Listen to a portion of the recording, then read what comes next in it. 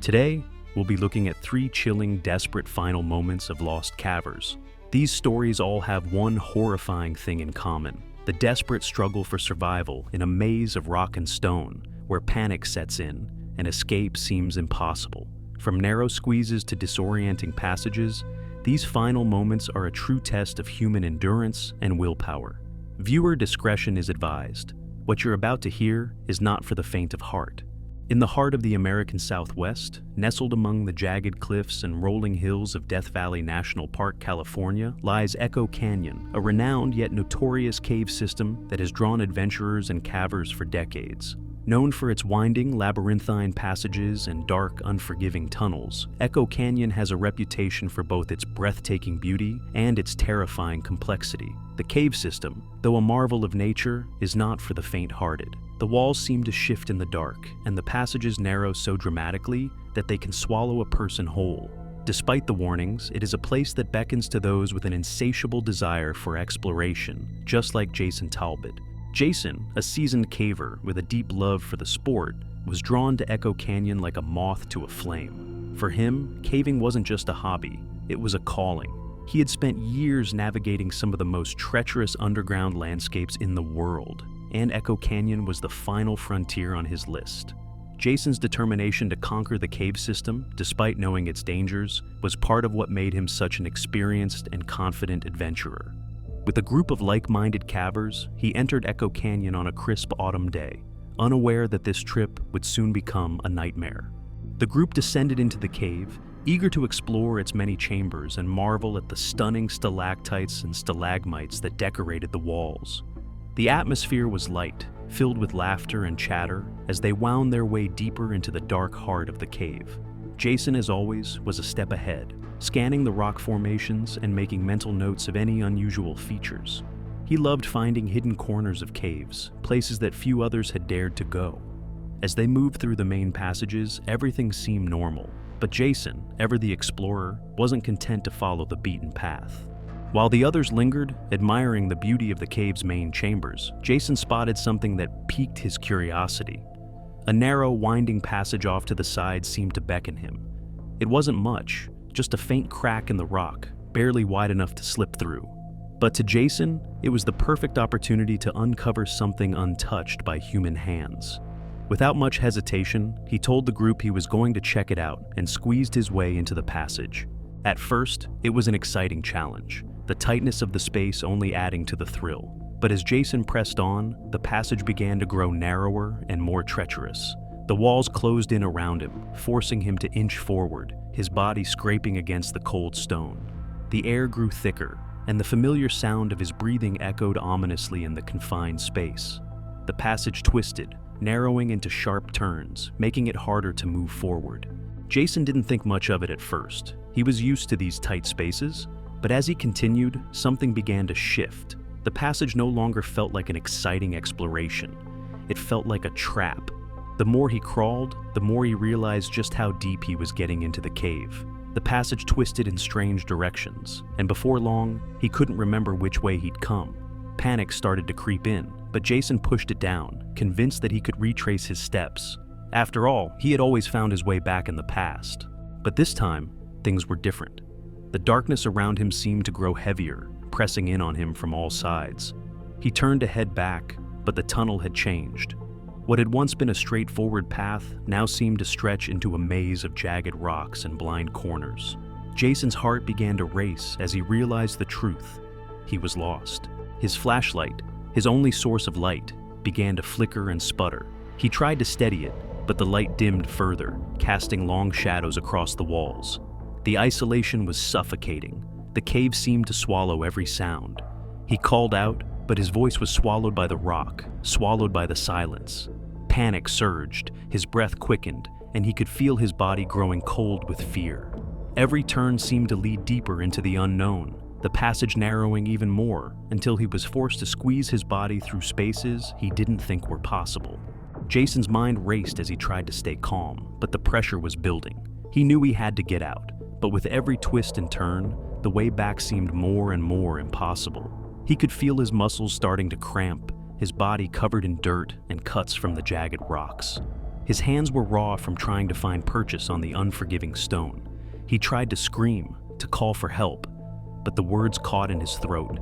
He felt completely alone. As the hours stretched on, Jason's situation grew more dire. His body ached, his muscles screamed for relief, but he knew he couldn't stop. The darkness, the silence, and the weight of the cave seemed to press in on him from every angle.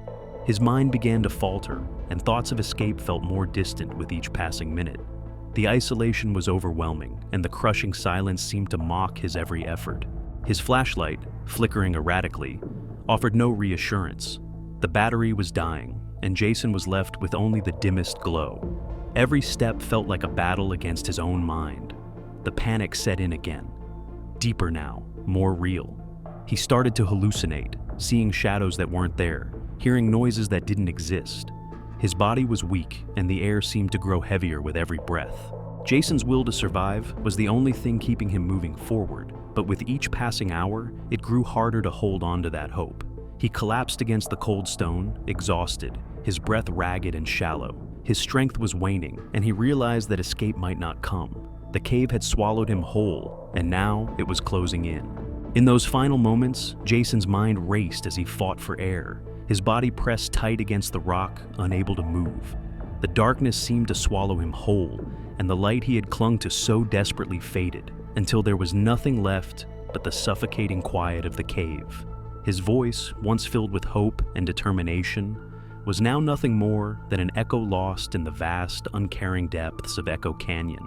Our next story will take us to the dense forests of the Appalachian Mountains, where a dark and mysterious underworld lies hidden beneath the earth.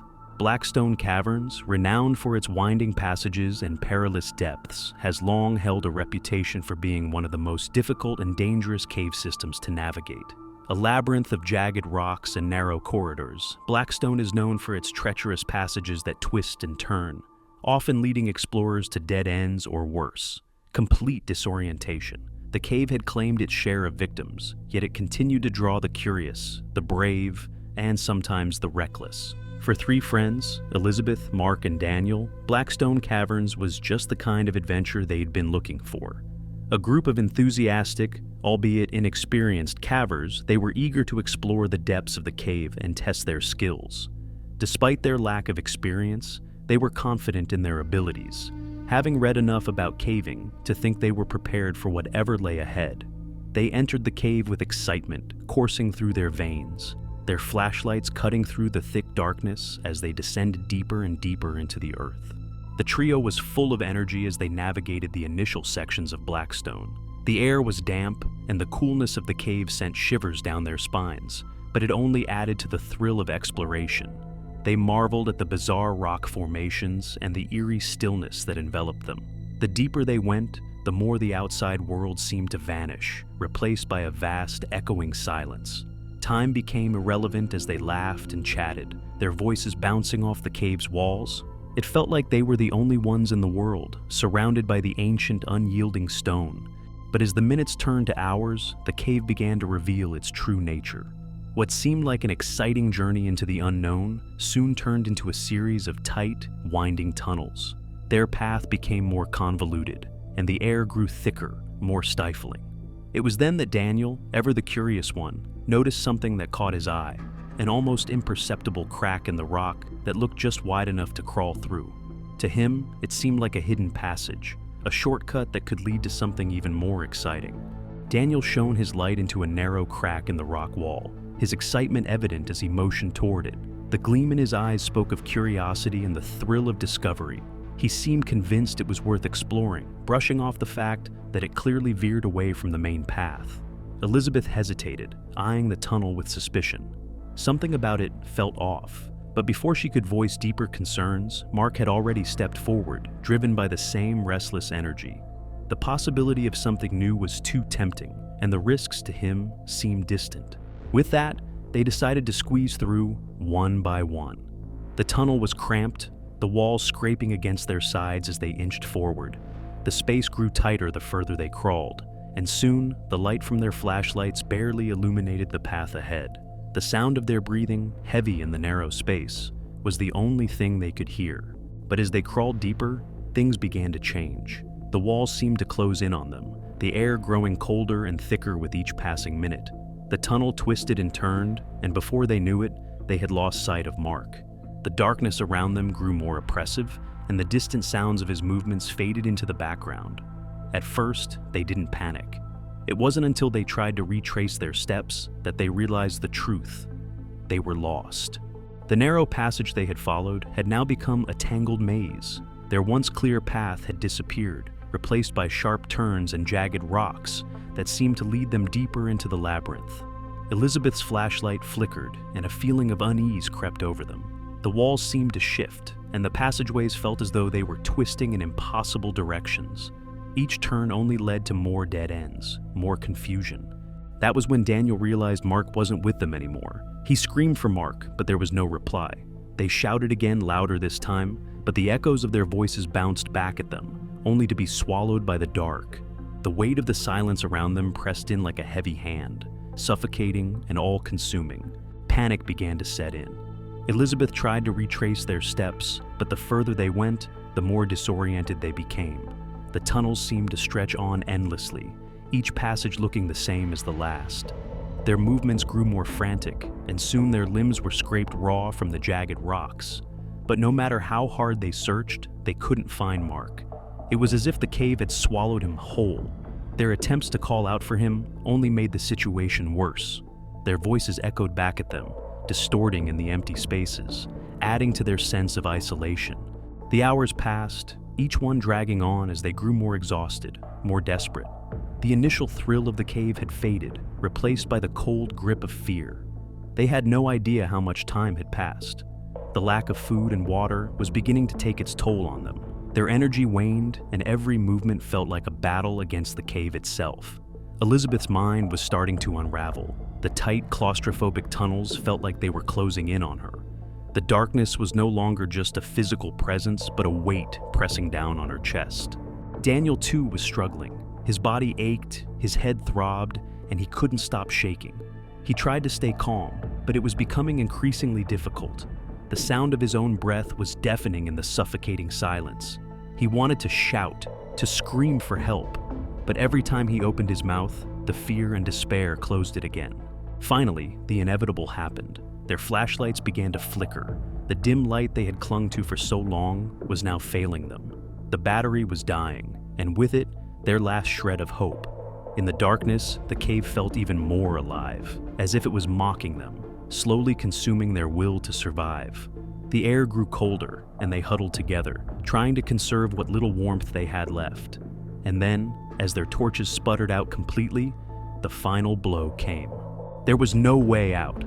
The walls around them felt like they were closing in, the labyrinth of rock trapping them in its unyielding embrace. Elizabeth and Daniel, physically and mentally drained, collapsed. Their bodies, broken and battered, were no longer capable of moving. The last flicker of hope vanished, and all that was left was the crushing weight of despair. Their voices, once filled with excitement and adventure, now fell silent. The cave had taken them, just as it had taken so many others before them. Their screams, their frantic attempts to survive, were now nothing more than echoes in the vast blackness of Blackstone Caverns. The story of this trio is completely devastating, but we'll see something worse for our next story. The air in the Gritstone Crevice, hidden within the Peak District of Derbyshire, England, was thick with dampness, the kind of wetness that seeped into your bones and clung to your skin. A narrow, winding cave system in the heart of the rugged hills, the crevice was notorious for its narrow passages and hidden, unpredictable dead ends. For those who dared to venture within, it was a place that promised to test every ounce of a caver's skill, patience, and nerves. The darkness within the cave was oppressive, swallowing light, sound, and hope in a slow, unyielding grasp. Aidan Moss, however, was undeterred. He was an experienced caver, someone who had explored many caves before. His reputation among his peers was that of a skilled and confident adventurer, the kind of person who thrived in the face of danger. For years, Aidan had pursued the thrill of the unknown, diving into caves that most people would run from. He'd faced tight squeezes, extremely steep drops, and miles of twisting tunnels. The Gritstone Crevice, though treacherous, was just another challenge to conquer, or so he thought. It was a cold, clear afternoon when Aiden set off on his solo expedition. He had no plans to take any backup. No one else was needed, he told himself. He was confident in his abilities. He'd tackled tougher caves before. The Gritstone Crevice was known for its narrow, claustrophobic passages, but Aiden was sure he could navigate it. What could go wrong? As he descended into the dark, shadowy depths of the cave, his flashlight flickered momentarily, casting an eerie, intermittent light on the walls that loomed close around him. His heartbeat quickened with excitement as the cool, damp air filled his lungs. The deeper he went, the more the world above seemed to vanish. All that existed now was the space around him and the sound of his own breath echoing in the narrow tunnels. He pressed on, eager to see where the cave would lead. The passageways in the Gritstone Crevice twisted like the veins of some ancient hidden organism, and Aiden marveled at the formations as he moved through them. He found himself in a large chamber with walls that seemed to pulse with an almost unnatural energy. The flickering light from his headlamp illuminated the ridges of stone, the damp surfaces glistening with a sheen of moisture. For a while, everything seemed fine. His confidence kept him moving forward, reassuring himself that he was in control. But as the hours passed and he ventured deeper into the crevice, he began to feel something shift. The air grew stifling, heavy with moisture, and the narrow passages became more treacherous. It was no longer a leisurely exploration, but a constant, unrelenting squeeze. The further Aiden went, the more he realized just how little space there was to maneuver. He turned a corner, and that's when it happened. The passage he had entered became suddenly narrower, its walls pressing against him in a way he hadn't anticipated. The tunnel had constricted, leaving little room to turn around. Aiden stopped in his tracks. His flashlight flickered again, the beam wavering in the blackness before it steadied. He'd dealt with narrow passages before, but this one felt different. Pushing forward, he tried to wiggle through the constricting gap. His body was squeezed in such a way that he couldn't turn his shoulders, and his chest felt crushed by the tightness. But he pressed on, determined to keep going. As he advanced, the passage seemed to tighten even further. The space was so narrow now that he could barely move. He had no choice but to continue inching forward, his body contorting in ways that it shouldn't. The stone scraped against his skin, leaving raw, painful marks, but Aiden hoped the entrance would open up just ahead. He was a seasoned caver. Discomfort was part of the job. His breathing quickened as the passage constricted, the walls closing in on him. And then, the true horror set in. The tunnel had become a cage. Aiden realized with growing panic that he couldn't go forward anymore. He turned his head slightly, trying to see if there was a way to backtrack, but the passage was now so narrow that it was physically impossible to turn around. The walls pressed on him from all sides. His chest felt tight, and every breath he took seemed to come with more effort. The air in the cave had become thin, the lack of fresh oxygen making each inhale feel more strained. He tried to move backward, but it was no use. The passage had squeezed him in so tightly that even the smallest movement felt impossible. His arms, wedged against the walls, couldn't even bend properly. Panic crept in, and for the first time, Aiden felt a cold sweat begin to form on the back of his neck. His flashlight flickered again, casting eerie, jumping shadows against the jagged rock, and then, to his horror, it died. The darkness around him became absolute, an all-consuming void that swallowed everything. For a moment, there was nothing but silence. The kind of silence that comes when the world stops moving and the gravity of the situation sinks in. Aiden was trapped. His heart raced, and his hands shook as he fumbled for his backup flashlight. But even that seemed to betray him. The darkness felt alive now, creeping in, crawling over his skin. His breathing became more ragged, each exhale shallow and rapid as his chest began to tighten from the lack of space. The walls, seemingly alive with pressure, seemed to be pressing on him, crushing the air from his lungs. He screamed, but no sound escaped. The cave swallowed it whole, the silence amplifying his growing desperation. Aiden still couldn't believe he had found himself in this disastrous situation. He tried again to move, to push himself forward, but it was no use. The tightness in his chest grew unbearable, and he felt himself losing the battle against the cave.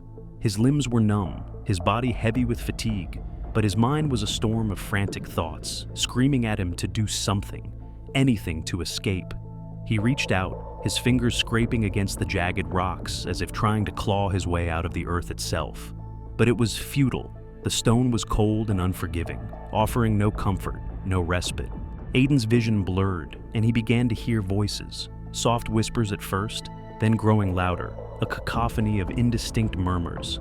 Was it the cave speaking to him? Was it his mind playing tricks? His breath came in ragged gasps as his body began to twist in unnatural ways to try to gain even an inch of movement.